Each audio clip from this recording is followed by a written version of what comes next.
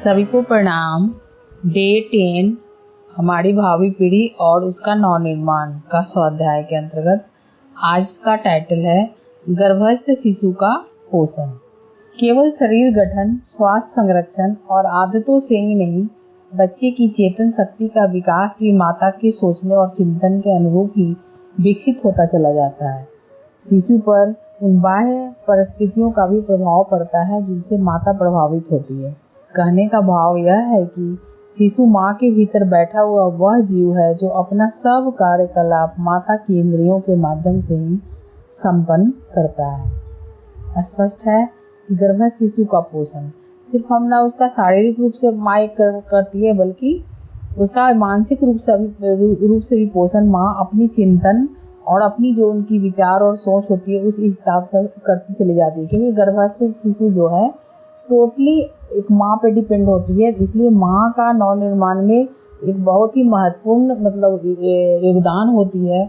और माँ चाहे तो जैसे शिशु को गढ़ सकती है, उसका नवनिर्माण कर सकती है, उतनी ही इसके पहले भी हम लोगों ने स्वाध्याय किया, उसमें बताया गया था कि कैसे मदालसा ने गर्भ में ही शिशु को शिक्षित की, किसी को राजनेता बनाए, किसी के धर्म की शिक्षा दी, मतलब जैसी चाही वैसी उन्होंने अपनी संतान को उत्पन्न की। फिर इसी स्वाध्याय के अंतर्गत हमने पढ़ा था कि एक माँ ऐसी थी जो जॉन डिक्सन से बहुत प्रभावित थी, विद्वान जॉन डिक्सन से। वो इतनी प्रभावित थी कि वो अपनी संतान में भी जॉन डिक्सन की विद्वता को देखना चाहती थी। इसलिए उसके बच्चे ने जन्म लिया तो उसके आँख के सामने जे और डी की आकृति उभरी रहती थी। तमाम तरह की साइंस ने, डॉक्टरों ने, सबने पता लगाया, कुछ पता नहीं चला। अंत में जब मनोवैज्ञानिक ढंग से उसका विश्लेषण किया गया तो उसकी माँ से पूछा गया तो उसने बताया कि मैं जॉन डिक्सन से बहुत प्रभावित थी और मैं चाहती थी कि मेरे गर्भस्थ शिशु भी विद्वान हो और जॉन डिक्सन की तरह हो। तो सोचे हम कि कितनी प्रबल इच्छा अगर हो तो माँ अगर चाहे तो जैसे चाहे वैसी संतान को गढ़ सकती है, उसको सांचे में ढाल सकती है। इसलिए ना सिर्फ शारीरिक पोषण माँ करती है बल्कि मानसिक पोषण अपनी सोच विचार, अपनी चिंतन के द्वारा जैसी माँ चिंतन करती है वैसा बच्चा का भी चिंतन प्रभावित होता है। यहाँ स्पष्ट है गर्भस्थ शिशु का पोषण न सिर्फ शारीरिक करना है माँ को बल्कि मानसिक भी करना है। इसके लिए मानसिक रूप से उच्च विचार रखने हैं, उच्च चिंतन रखने हैं, उत्कृष्ट चिंतन रखने हैं, जो कुसंस्कार की वृत्तियाँ हो तो उसको दूर करने हैं, अच्छी सोच रखने हैं, हर्षोल्लासित जीवन जीने हैं, हल्के फुल्के ढंग के सादा जीवन, उच्च विचार वाली वृत्ति को चरितार्थ करने हैं। तो इससे बच्चा भी डेवलप होता है उसी तरह से, और आने वाली पीढ़ी जो होगी सुसंस्कारित इस क्रम में भी हो सकती है। और यहाँ पर माता की भूमिका बहुत ही महत्वपूर्ण होती है। आगे है, शिशु जब जन्म लेता है और जब तक माता का दूध पीता रहता है उस समय तक उसका स्वास्थ्य बहुत कुछ माता के भोजन पर निर्भर करता है। उसकी दूसरी आदतों में माँ का ही विशेष हाथ रहता है। फिर भी बाद में बालक अन्य क्षेत्रों से भी कुछ सीखना प्रारंभ करता है, परंतु भोजन के संबंध में उस समय भी वह माता के खान पान से प्रभावित होता रहता है। इससे स्पष्ट है कि माता के आचार आहार विहार व्यवहार, माता के चिंतन, माता के भोजन, माता के पोषण, माता की वृत्ति, सबसे बच्चा जो है प्रभावित होता है। क्योंकि बच्चा सबसे अत्यधिक निकट अगर कहीं रहता है तो माँ के पास है। अतः माता के भोजन पर विशेष ध्यान देना चाहिए। जिस समय गर्भ में बालक के शरीर का विकास होने लगता है, माता के शरीर में उपस्थित पोषक तत्वों की बड़ी कमी पड़ने लगती है। क्योंकि माता के रक्त, मांस, हड्डी से ही बालक का शरीर बढ़ना प्रारंभ होता है। क्योंकि माता एक क्या है, जीव को पालती है, गर्भ में पल रहे बच्चे को, जीवात्मा को वो क्या करती है, विकसित करती है।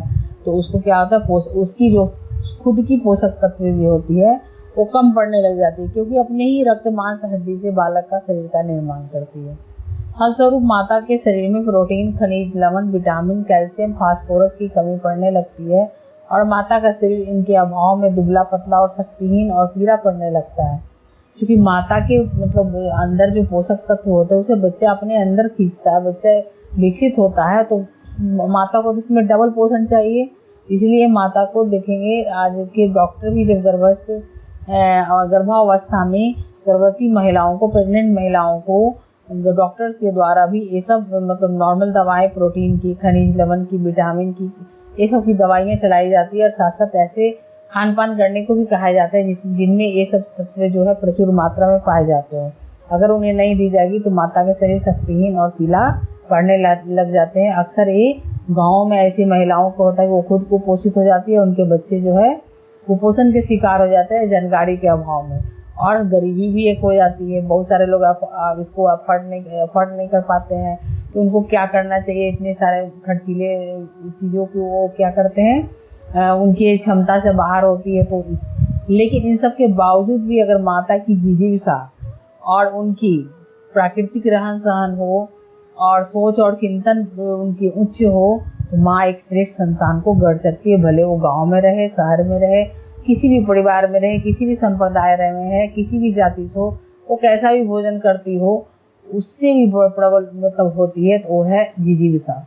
तो माता चाहे वैसे चाहे अपने बच्चे को, अपनी संतान को उत्पन्न कर सकती है। इस समय उसे इन सभी पोषक तत्वों की पूर्ति उसके अनुरूप पोषण तत्वों को देकर करना चाहिए। इसके लिए संतुलित आहार की चार्ट से बड़ी सहायता मिलती है। प्रोटीन की पूर्ति 2 दल वाले अनाज जैसे चना, मटर, अरहर आदि एवं फलों और शाकों से होती है। साथ ही साथ दूध का उचित मात्रा में नित्य प्रयोग करना चाहिए, क्योंकि दूध से प्राप्त प्रोटीन उच्च कोटि का होता है और शीघ्र पचता है। इससे सभी प्रकार के तत्व पाए जाते हैं जो बड़ी शीघ्रता से पूरे अंग में फैल जाते हैं। बालक की हड्डियों और दांतों का निर्णय कैल्शियम से होता है, यह भी दूध से प्राप्त होता है। इसलिए गर्भिणी के स्वास्थ्य एवं शिशु दोनों के लिए दूध का यथेष्ट मात्रा में उपयोग होता चाहिए। यानी कि पोषण तत्वों के अंतर्गत दूध का इसमें काफी महत्व दिया गया है। और दूध के महत्व को हम सब भी जानते हैं कि दूध से कैल्शियम मिलते हैं, हमें बच्चा का आहार पूर्ण होता है। दूध हमारे लिए हर तरह से स्वास्थ्यवर्धक होता है। तो एक माँ जब पीती है, गर्भवती महिला जब पीती है तो उसके बच्चे को भी इससे पोषण मिलता है। ताजे फल, हरी सब्जियां, मक्खन, घी, मट्ठा, दही और मेवे का यथाशक्ति प्रयोग करना चाहिए। फलों का प्रयोग शरीर को हल्का, विकार रहित एवं प्रसन्न शीत बनाता है। हरी सब्जियां पचने में सरल एवं मल के निष्कासन में सहायक होती है। इनसे भोजन सुपाच्य हो जाता है। यहाँ प्राकृतिक भोजन पर विशेष रूप से जोर दिए जा रहे हैं और हल्का और विकार रहित खाने को कही जा रही है और शासन प्रसन्न चित रहने की बात की जा रही है। खास करके फाइब्राइड वाले चीज़ों को खाने की बात कही जा रही है, जिससे हमारे पेट के संतुलन भी बने रहते हैं, पेट भी साफ रहते हैं और जो गर्भवती महिला होती है वो कह सकते प्रफुल्लित महसूस करती है। और प्रकृति होती है, जितने ही अधिक प्रकृति से जुड़े रहते हैं उतने ही अपने आप को सौभाग्यशाली एवं स्वास्थ्यवर्धक मानते हैं। छोटे बच्चे अपनी इच्छा अनुकूल खिलौने पाकर फूले नहीं समाते। विद्यार्थी परीक्षा में उत्तीर्ण होने की बात सुनकर आत्मविभोर हो जाते हैं। इसके विपरीत होने पर उनका हृदय कुंठित हो जाता है। इसी के अनुरूप गर्भवती माता की और उसके गर्भ में आए हुए बच्चे की परिस्थिति समझना चाहिए। मतलब यहाँ बताया जा रहा है कि जैसे खिलौने पाकर फूले नहीं समाते, विद्यार्थी परीक्षा में उत्तीर्ण होने से फूले नहीं समाते, अगर इसके विपरीत उनका हृदय कुंठित हो जाता है, उसी तरह गर्भवती माता और गर्भ में आए हुए बच्चों की परिस्थिति हमें समझना चाहिए। न सिर्फ महिला जो गर्भवती है उसको समझना चाहिए, बल्कि उसके आसपास रहने वाले माता पिता, परिवार, समाज सबको समझना चाहिए कि एक भावी पीढ़ी का नवनिर्माण करने जा रही है। इसमें जितना हो सके हम समष्टि भाव से उसका सहयोग कर सकते। इस संदर्भ में महर्षि सुश्रुत का आदेश है कि गर्भवती माँ जिसे दोहर्द अर्थात 2 हृदय रखने वाली कहते हैं, उसकी इस अवस्था की प्रत्येक इच्छा की पूर्ति करनी चाहिए, क्योंकि इसकी इच्छाओं की पूर्ति के साथ गर्भ के बच्चे की इच्छाओं की पूर्ति हो जाती है और उस बच्चे का मन प्रसन्न मुद्रा में रहता है, जिससे उसे दीर्घायु मिलती है और वह वीर्यवान होता है।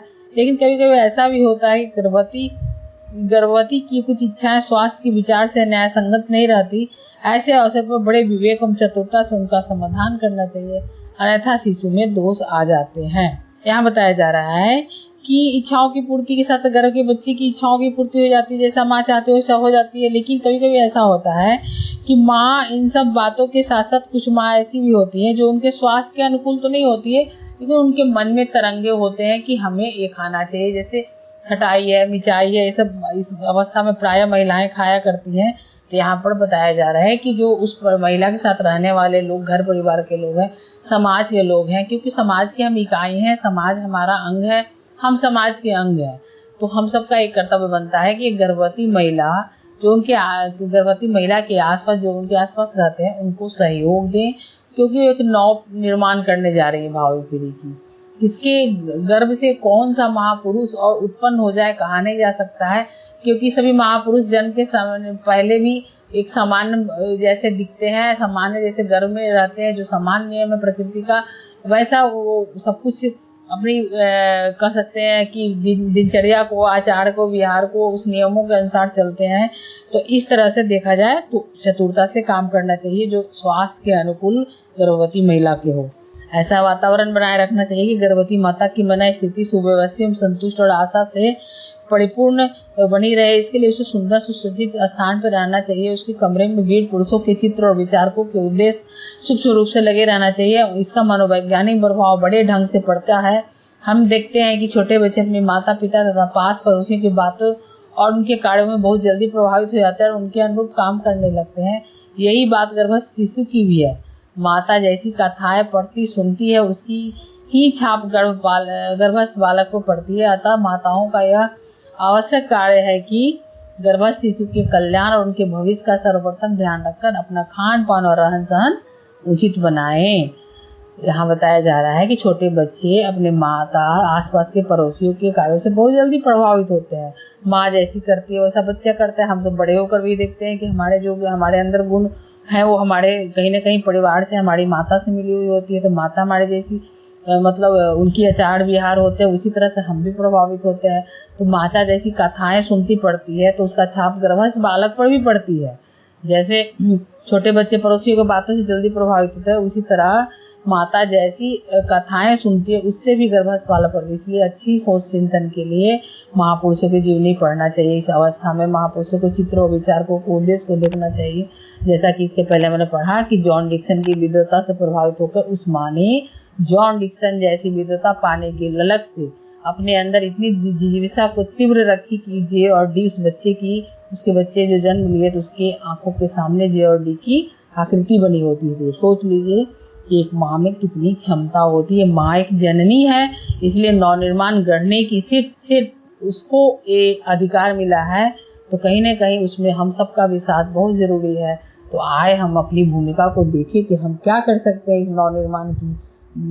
नवनिर्माण को गढ़ने में, नवनिर्माण को, इस भावी पीढ़ी को नवनिर्माण करने में, उनको गढ़ने में, उनको उन सांचे में ढालने के लिए हमारा कहाँ क्या कर्तव्य बनता है, इसको हम खोजें, निहारें, देखें और उसे करने का सौभाग्य प्राप्त करते हैं। आज का स्वाध्याय यहीं रहने देते हैं। सभी को प्रणाम, धन्यवाद।